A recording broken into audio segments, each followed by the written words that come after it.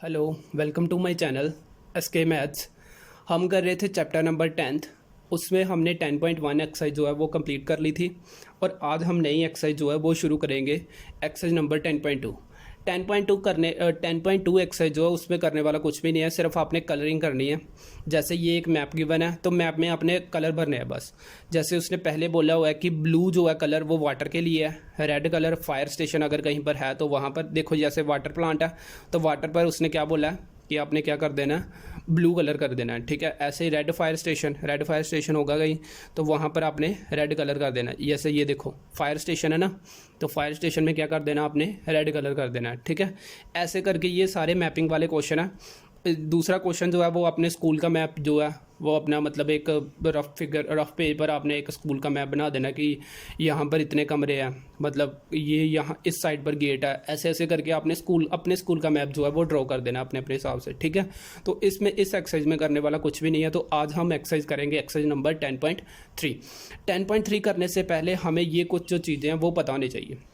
ठीक है, जैसे हमारे पास ये एक फिगर गिवन है। ठीक है, फिगर गिवन है, उसमें उसने ये जो कॉर्नर होते हैं ना, ये जो कॉर्नर होते हैं सभी, इन्हें हम बोलते हैं वर्टेक्स। ये जो कॉर्नर होते हैं इसे क्या बोलते हैं, वर्टेक्स। यहाँ पर सभी की सभी साइड जो आकर टच करती हैं, मिलती हैं। ठीक है, उसे हम क्या बोलते हैं, वर्टेक्स। ठीक है, और फेसेस किसे बोलते हैं, फेस यानी कि जिसके जितने उसे सरफेस होंगे। मतलब जैसे ये क्यूब है, क्यूब एक पजल बॉक्स में क्या होता है, पजल बॉक्स में क्या होता है कि एक मतलब उसके जो फेसेस कितने होते हैं, पजल बॉक्स तो आपने देखा ही होगा। ठीक है, पजल बॉक्स एक ऊपर वाला एक नीचे वाला और चारों साइड वाले फेस होते हैं, तो टोटल 6 फेसेस होंगे उसके। ठीक है, साइड मतलब जो भी उसके सरफेस होंगे उसे हम बोलते हैं फेस।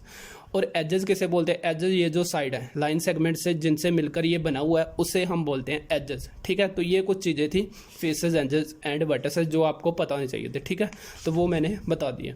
अब आगे आते हैं, जो मेन टॉपिक है हमारा पॉलीहेड्रन।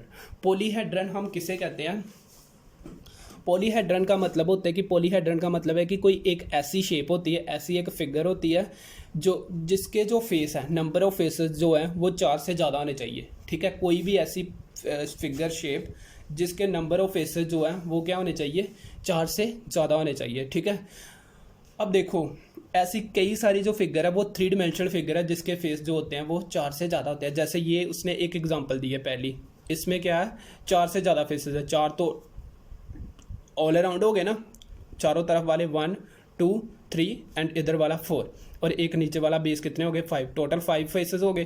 तो इसलिए ये क्या है, एक पॉलीहेड्रन। ऐसे ये भी एक पॉलीहेड्रन है और ये भी एक पॉलीहेड्रन है। बट कुछ 3 डिमेंशनल फिगर जो है वो पॉलीहेड्रन नहीं होती। ठीक है, वैसे तो सारी की सारी फिगर जो 3 डिमेंशनल होती है वो पॉलीहेड्रन होती है, बट कुछ कौन कौन सी हैं, जैसे ये सिलेंडर है।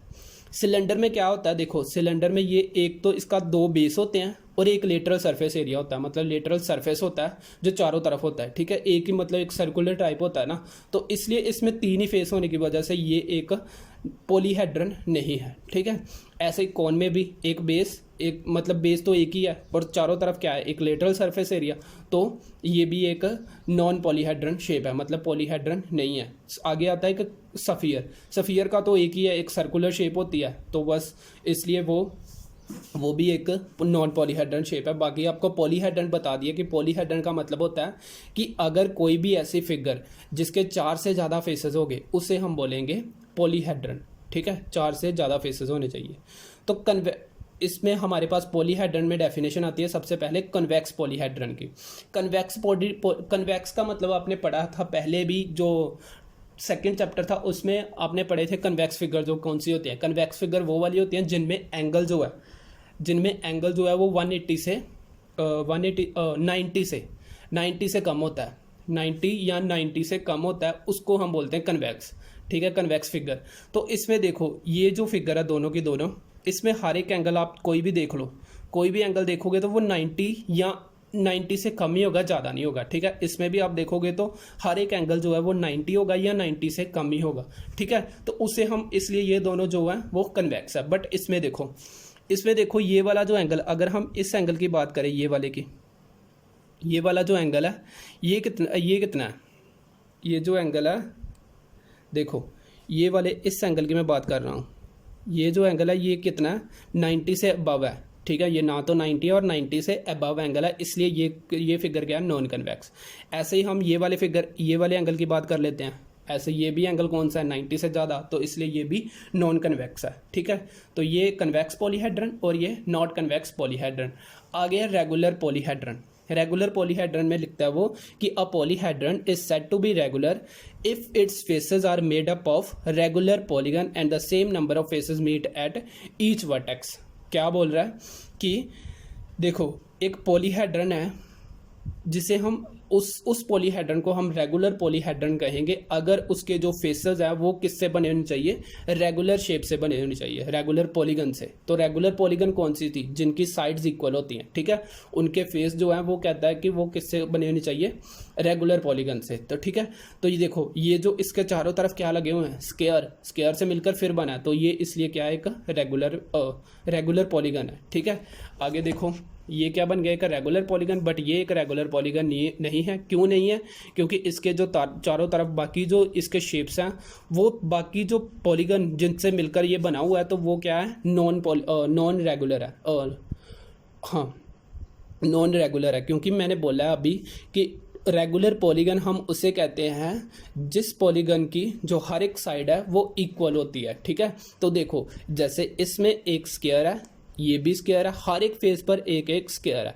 तो स्क्वायर का तो आपको पता ही होगा कि हर एक स्क्वायर में क्या होता है कि हर एक साइड इक्वल होती है, तो इसलिए हम उस स्क्वायर को क्या कहते हैं, रेगुलर पॉलीगन। तो ये बॉक्स जो है वो एक रेगुलर पॉलीगन से मिलकर बना हुआ है, इसलिए हम इसे बोलेंगे रेगुलर पॉलीहेड्रन। ठीक है, बट इसमें क्या है, ये नॉन रेगुलर पॉलीगन से मिलकर बना हुआ है। जैसे ये वाली ट्राइंगल देखो, इसकी कोई साइड बड़ी और कोई साइड छोटी है। ठीक है, तो ये नॉन रेगुलर पॉलीगन से मिलकर बना हुआ है, तो इसलिए इसे हम बोलेंगे इर्रेगुलर पॉलीहेड्रन। ठीक है, जो रेगुलर पॉलीगन से मिलकर बना है वो रेगुलर पॉलीहेड्रन, अगर कोई इर्रेगुलर पॉलीगन से मिलकर बना है तो वो इर्रेगुलर पॉलीहेड्रन। ठीक है, तो हमारे पास कुछ इंपॉर्टेंट जो पॉलीहेड्रन है वो कौन कौन से, एक तो प्रिज्म है, ये प्रिज्म है, ऐसी मतलब कुछ शेप्स होते हैं, प्रिज्म टाइप है एक पॉलीहेड्रन की। ठीक है, और एक पिरामिड है जो भी एक टाइप है। ठीक है, और प्रिज्म की डेफिनेशन क्या कहता है, ये दोनों इंपॉर्टेंट है। प्रिज्म की डेफिनेशन में वो कहता है कि अगर किसी भी पॉलीहेड्रन के बेस और टॉप का मतलब नीचे वाला सरफेस और ऊपर वाला सरफेस, बेस और टॉप अगर इक्वल है, कॉन्ग्रुएंट का मतलब तो आपको पता ही होगा, कॉन्ग्रुएंट का मतलब सेम है, दोनों अगर सेम है तो वो क्या है, एक प्रिज्म है। ठीक है, कोई भी हो, चाहे ऐसी फिगर जैसे देखो ये वाला शेप और ये वाला, ये दोनों क्या है, टॉप और बॉटम दोनों क्या है, सेम, इसलिए ये क्या है, एक प्रिज्म टाइप है। ठीक है, और दूसरा क्या कह रहा है कि lateral faces are parallelogram in shape, और बाकी जो फेसेस है ना इसके, वो क्या होने चाहिए, एक पैरेललोग्राम की तरह होने चाहिए। मतलब पैरेललोग्राम का मतलब क्या था कि ऑपोजिट साइड्स आर पैरेलल। अब देखो, इसके जो चारों तरफ लगी हुई है वो एक पैरेललोग्राम का ही है, मतलब जैसे इसके चारों तरफ क्या लगी हुई है, रेक्टेंगल एक पैरेललोग्राम बन सकती है। ठीक है, तो ये पैरेललोग्राम ही है वैसे तो। ठीक है, इसमें भी एक रेक्टेंगल लगी हुई है चारों तरफ, तो वो भी क्या है, पैरेललोग्राम। रेक्टेंगल को हम पैरेललोग्राम, मतलब रेक्टेंगल ऐसी होती है ना, इसकी भी तो ऑपोजिट साइड्स आर पैरेलल ही हैं। ये देखो, ये जो रेक्टेंगल बनाई है इसकी तो opposite sides are parallel, therefore ये जो लगी हुई है इसके चारों तरफ, ये एक पैरेललोग्राम ही है। ठीक है, तो इसलिए ये प्रिज्म की डेफिनेशन होगी कि प्रिज्म क्या कहता है कि प्रिज्म हम उसे कहते हैं जिसके टॉप और बॉटम जो है वो सेम सरफेस होने चाहिए, और साइड में जो चारों तरफ जो उसके सरफेस होंगे वो क्या होने चाहिए, पैरेललोग्राम होने चाहिए। ठीक है, तो ये थी प्रिज्म की डेफिनेशन। आ गया पिरामिड। पिरामिड में क्या होता है, पिरामिड एक ऐसी पॉलीहेड्रन है whose base is polygon and whose lateral faces are triangle with common vertex. क्या कह रहा है, whose lateral faces are triangle with a common vertex. मतलब क्या कह रहा है कि पिरामिड हम उसे कहेंगे कि जिसका एक जो नीचे वाला बेस है, बेस जो है वो एक पॉलीगन होना चाहिए। पॉलीगन मतलब कोई भी चलेगा, चाहे रेगुलर हो चाहे इररेगुलर हो, पॉलीगन कोई भी चलेगा, बेस जो है वो पॉलीगन होना चाहिए। पॉलीगन का मतलब ये है कि कोई भी ऐसी शेप जिसके साइड जो है वो 3 या 3 से ज़्यादा हो। ठीक है, नंबर ऑफ साइड जिसकी 3 या 3 से ज़्यादा हो उसे हम बोलते हैं पॉलीगन। ठीक है, तो क्या हो गया कि बेस जो है वो पॉलीगन होना चाहिए, और दूसरी तरफ बोल रहा है कि उसके जो बाकी ऊपर वाले फेसेस है ना वो सारे के सारे ट्राइंगुलर होने चाहिए। ये मस्ट है कि उसके जो सारे के सारे फेसेस है वो ट्राइंगुलर होने चाहिए और एक ही वर्टेक्स पर अटैच करने चाहिए। जैसे ये देखो, ये वाला फेस, ये वाला फेस, ये वाला फेस, इसके जो चारों के चारों फेस हैं ऊपर वाले वो क्या कर रहे हैं, एक ही वर्टेक्स पर मिल रहे हैं जाके, ठीक है, एक ही वर्टेक्स पर मिल रहे हैं, तो इसलिए ये क्या है, एक पिरामिड है। यहाँ पर भी ऐसा ही है, ये चारों तरफ एक ट्राइंगल ही है, ठीक है, ट्राइंगल है, तो ट्राइंगल मिल कहाँ पर रहे हैं, ये वाली शेप पर, ठीक है, मतलब ये एक वर्टेक्स पर एक ही वर्टेक्स, एक ही कॉर्नर है इनका, वहाँ पर ये मिल रहे हैं, ठीक है, तो ये क्या है, एक पिरामिड है, ठीक है। तो ये थी आपकी बेसिक कुछ। आज आगे करते हैं क्वेश्चन बिल्कुल इजी है, कुछ नहीं कर रहा क्वेश्चन में। देखो जैसे पहला क्वेश्चन है कि can a polyhedron have for its faces.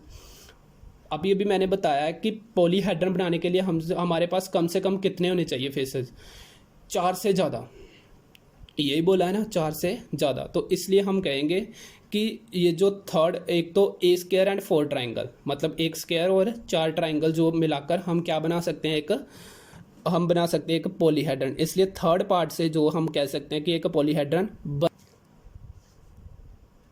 Third से a square and 4 triangle can be make a polyhedron, ठीक है। और ये जो 4 ट्राइंगल है ये भी एक पॉलीहेड्रन बना सकते हैं। ये कैसे, देखो ये अभी हमने ये जो पिरामिड पढ़ी है, देखो इसमें ट्राइंगल कितनी है, 1 2 होगी ना, दूसरी ऊपर इधर वाली, एक तो बाहर वाली होगी ये वाली होगी एक, और एक अंदर वाली होगी 2, और एक ऊपर वाली 3, और ये एक नीचे वाली 4, मतलब टोटल कितनी होगी, 4 ट्राइंगल होगी। तो इनसे मिलकर हमने एक जो पिरामिड है, मतलब एक पॉलीहेड्रन बना सकते हैं। तो ये है, ठीक है। ये सिर्फ एक ओनली ये वाली एक चीज़ है, मतलब जिसमें हमें 4 चाहिए होती हैं सिर्फ, ठीक है। मतलब अगर 4 ट्राइंगल बस पिरामिड ही है, ठीक है, जो हमारे पास 4 ट्राइंगल से मिलकर ही बन जाता है, ठीक है। वरना अदरवाइज कोई भी ऑप्शन होगा तो आपने क्या करना है, अगर 5 चीज़ें आपके पास टोटल होंगी, मतलब कोई भी 5 थिंग्स आपके पास है, तो ही आप पॉलीहेड्रन बना सकते हैं, नहीं तो आप पॉलीहेड्रन नहीं बना सकते। इसलिए देखो ये जो 4 ट्राइंगल है ये क्यों है, क्योंकि पिरामिड की शेप आपने अभी पढ़ी है, तो इसलिए 4 ट्राइंगल से भी हम पॉलीहेड्रन बना सकते हैं, और स्क्वायर एंड 4 ट्राइंगल से भी, मतलब 5 चीज़ें होगी ना यहाँ पर, तो एक स्क्वायर और 4 ट्राइंगल, बट यहाँ पर 3 ट्राइंगल है, तो इससे हम पॉलीहेड्रन नहीं बना सकते, ठीक है। नेक्स्ट क्वेश्चन कहता है is it possible to have a polyhedron with any given number of faces. हाँ, उसने बोला है कि मतलब क्या हम बता सकते हैं कि पॉलीहेड्रन को बनाने के लिए हमारे पास कम से कम कितने फेसेस चाहिए होते हैं, कि क्या ऐसा कुछ पॉसिबल है या नहीं है। तो हम कह सकते हैं कि पॉसिबल है, क्योंकि मैंने अभी पढ़ाया कि जिसके भी 4 से ज़्यादा फेसेस होंगे, जिस फिगर के 4 से ज़्यादा फेसेस होंगे, तो उसे हम पॉलीहेड्रन बोल सकते हैं, ठीक है। तो possible if the number of faces equal as greater than 4, मतलब कि क्या होगा कि 4 से ज़्यादा फेसेस अगर होंगे तो उसे हम पॉलीहेड्रन बोल सकते हैं।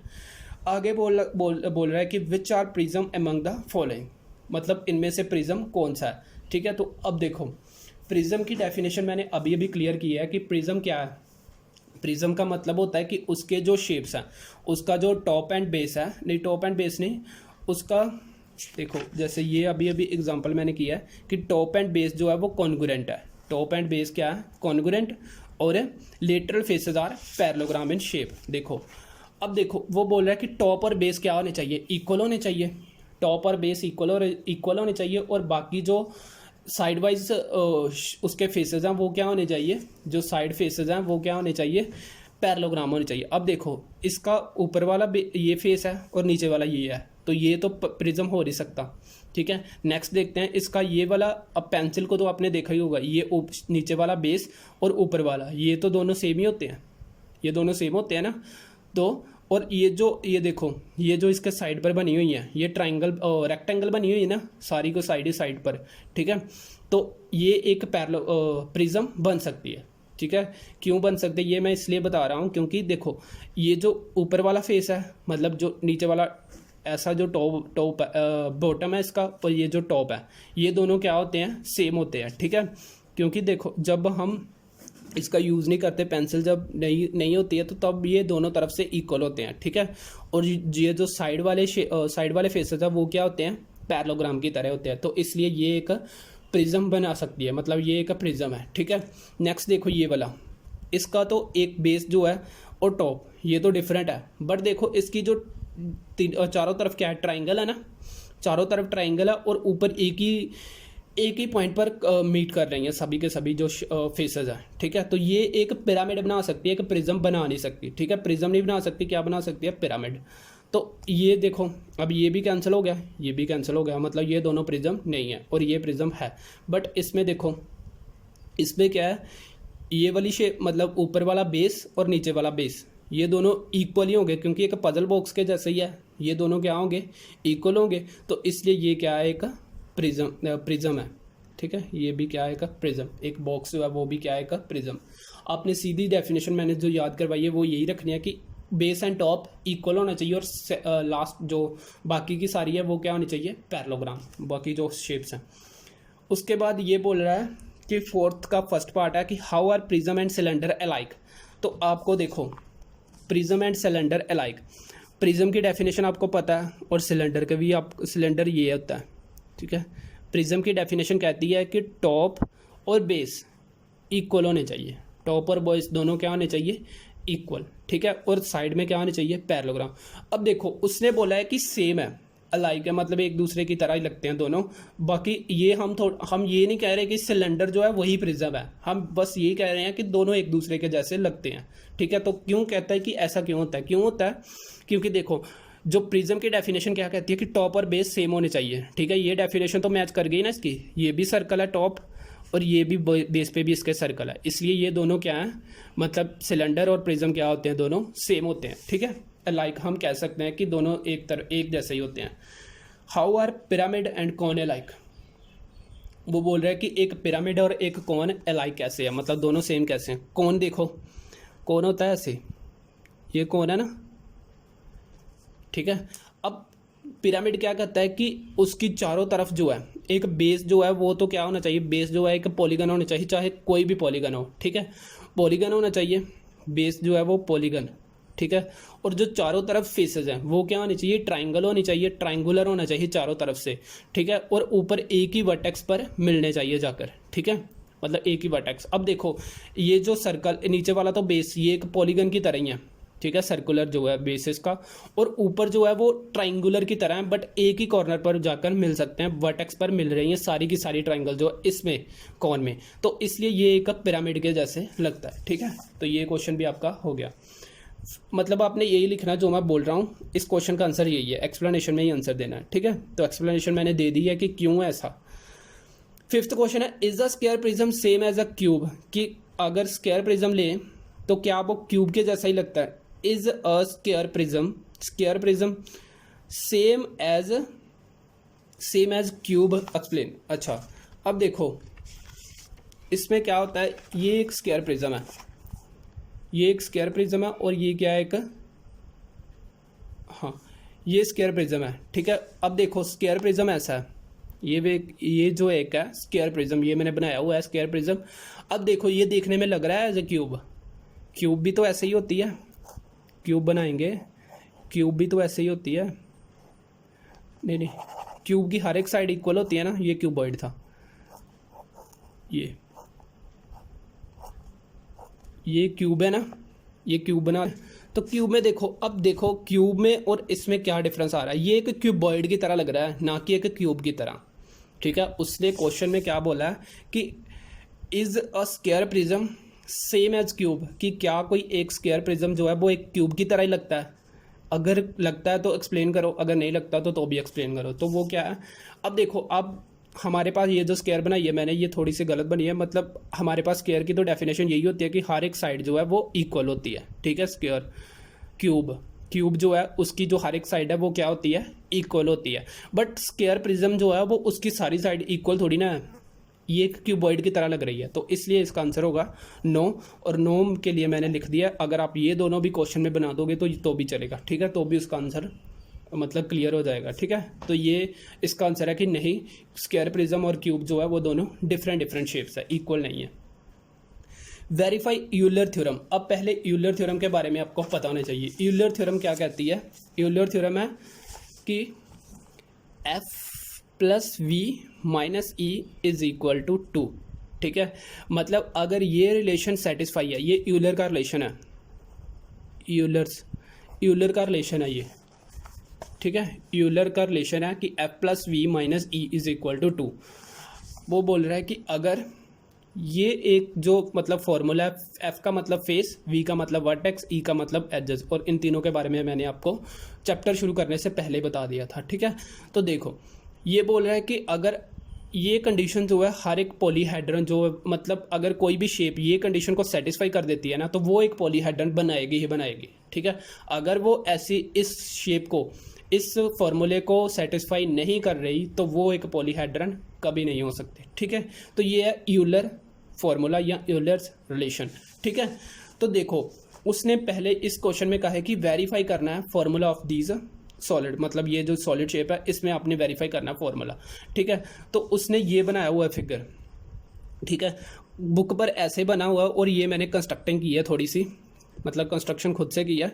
एक ये लाइन मारी है, ठीक है, और एक ये वाली ये लाइन मैंने खुद से मारी है, ठीक है। तो अब देखते हैं हमारे यहाँ पर जो यूलर फॉर्मूला, उसके लिए हमें चाहिए, ये कौन क्वेश्चन नंबर है सिक्स्थ का फर्स्ट पार्ट है, हमें चाहिए फेस, वर्टेक्स एंड एजेस, ये तीन चीज़ें जो है हमें चाहिए, ठीक है। फेसेस देख लेते हैं पहले, फेसेस कितने, ये ऊपर वाला एक ऊपर वाला हो गया, एक नीचे वाला हो गया, सीधे सीधे दो फेस, दो होंगे, ठीक है। और अब साइड वाले फेस दो हो गए ना, 2 3 4 5 6 एंड 7, ठीक है। टोटल कितने हो गए, 7 फेसेस हो गए इसके। इसको 3 डायमेंशनली आपने देखा होगा, मतलब इमेजिन करना पड़ेगा कि कैसा हो सकता है दिखने में, ठीक है। जैसे आप क्यूब बनाते तो सही हो, बट यहाँ पर पेज अच्छी तरह से नहीं ना शो होता, मतलब उसकी हर एक साइड थोड़ी ना शो होती है, तो इसको भी आपको इमेजिन करना पड़ेगा इसके लिए, ठीक है। तो तभी आपको ये फेस जो है वो नज़र आएंगे इसके कि फेस कितने हो सकते हैं, ठीक है। इसलिए मैंने लिखा फेस 7 हो गए इसके, ठीक है। उसके बाद एजेस गिननी है, पहले वर्टेक्स गिनो, वर्टेक्स का मतलब ये जो कॉर्नर है, 1 2 3 4 5 6 7 8 9 10, ठीक है। कितनी होगी टोटल वर्टेक्स होगी 10, मतलब जो उसके कॉर्नर है। अब एजेस गिनो, एजेस का मतलब साइड्स, 1 2 3 4 5 6 7, और ये जो मैंने कंस्ट्रक्ट की है 8 9 10 11 12 13 14 15, ठीक है। टोटल 15 जो है वो इसकी एजेस होगी। अब फॉर्मूला वेरीफाई करते हैं, क्या निकालना है, एफ प्लस वी माइनस ई, ये निकालना है। तो एफ की जगह पर क्या आ गया 7, वी की जगह पर 10, फिर ई की जगह पर -15, तो 7 + 10 17, -15 कितना हो गया 2, ठीक है। तो ये क्या हो गया, वेरीफाई हो गया ना, मतलब इक्वल टू 2 आ गया, ये वाला रिलेशन हमने फाइंड किया और इक्वल टू 2 आया, तो ये क्या हो गया, यूलर जो है वो यूलर का रिलेशन, यूलर का फॉर्मूला जो है वो वेरीफाइड हो गया, ठीक है। तो दूसरा सेकंड पार्ट जो है इसका वो आपने खुद करना है, ऐसे ही करना है, कुछ नहीं है इसमें, ठीक है। अगला क्वेश्चन है, यहाँ पर उसने बोला देखो कि यूलर फॉर्मूले के अकॉर्डिंग, ये क्वेश्चन मार्क पड़ा हुआ है, 5 + 20 है, मतलब फेसेस देखो, फेसेस जो है वो नहीं गिवन है, और वर्टिसेस जो है वो गिवन है 6, और एजेस जो 12 गिवन है, ठीक है। इसका एक पार्ट करवा देता हूँ मैं, देखो 7th का फर्स्ट पार्ट है, ए पार्ट जो है वो क्या है कि फेसेस नहीं गिवन, फेसेस गिवन नहीं है, वर्टिसेस वी की वैल्यू है 6, और एजेस जो है वो 12 है, तो वो बोल रहा है कि फेसेस फाइंड करो। अब फॉर्मूला तो है हमारे पास, F plus V minus E is equal to 2, यही फॉर्मूला है। तो फेस की वैल्यू जितनी है, फेस की तो नहीं है, वर्टिसेस है 6 और 12, 2 6 - 12 कितना हो गया -4 इक्वल टू -6, और 6 उधर जाएगा तो प्लस का, तो फेस की वैल्यू कितनी होगी फिर, face is equal to 6 + 2 is equal to 8, तो 8 वैल्यू किसकी होगी, फेस की, ठीक है। तो ऐसे मतलब ये क्वेश्चन ऐसे ही करने सारे, अगले में एक में वर्टिसेस गिवन नहीं है, एक में एजेस गिवन नहीं है, तो ऐसे ही आपके क्वेश्चन निकल हो जाएगा। आगे ये क्वेश्चन जो इंपॉर्टेंट क्वेश्चन है कि can polyhedron have 10 faces 20 edges and 15 vertices, क्या कोई पॉलीहेड्रन है जिसके 10 फेस 20 एजेस और 15 वर्टिसेस होगी, क्या ऐसा है कि पॉलीहेड्रन एग्जिस्ट करता है या नहीं करता है, तो वो हमने देखना अभी। तो वो कैसे पता लगेगा, according to Euler formula. 8th question में हमारे पास गिवन है फेसेस 10, फेसेस जो है वो 10 है, एजेस जो है वो कितनी है 20, और वर्टिसेस जो है वो है 15, ठीक है। According to Euler formula, Euler फार्मूले के अकॉर्डिंग, यूलर फार्मूला क्या कहता है, अकॉर्डिंग टू यूलर फार्मूला वो क्या होगा, F plus V F plus V minus E is equal to 2, मतलब इक्वल टू 2 आना चाहिए, ठीक है। तो एफ़ की जगह पर देखो, एफ़ की जगह पर क्या है 10, वी की जगह पर 15 माइनस ई की जगह पर 20 इक्वल टू 2 होना चाहिए। बट 10 प्लस 15 कितने हो गए 25, माइनस 20 इज इक्वल टू 2, तो ये 5 इज़ नॉट इक्वल टू 2, तो ये वेरीफाई नहीं है। देयरफॉर उसने बोला था कि क्या ना पॉलीहेड्रन, नो, बस नो लिख दो, चाहे लिख दो कि cannot have polyhedron cannot have 10 faces 20 edges and 15, मतलब अ पॉलीहेड्रन, ऐसे आप लाइन ये भी लिख सकते हो, नो भी लिख सकते हो, अकेला एक ही बात है, क्योंकि हमें पता तो लग गया कि बनना नहीं है। A polyhedron cannot have 10 faces 20 edges and 15 vertices, ठीक है। तो ये है क्वेश्चन, ठीक है। तो इसी क्वेश्चन के साथ जो आपकी एक्सरसाइज और ये जो चैप्टर है 10th चैप्टर वो ख़त्म होता है, और आगे हम 11th चैप्टर जिसका नाम है मेंसुरेशन वे, ये अगली वीडियो में हम शुरू करेंगे, ठीक है। तो इस वीडियो में बस इतना ही, और इसी के साथ आपका जो 10th चैप्टर है वो ख़त्म होता है, ठीक है। अगर आप इस चैप्टर में आपको किसी भी क्वेश्चन में अगर आपको डाउट है पिछले जो चैप्टर मैंने करवाया है, तो प्लीज़ आप कमेंट बॉक्स में कमेंट कर देना, ताकि मैं और अच्छी तरह से समझा सकूं, ठीक है। सो आज के लिए बस इतना ही। Okay, thank you.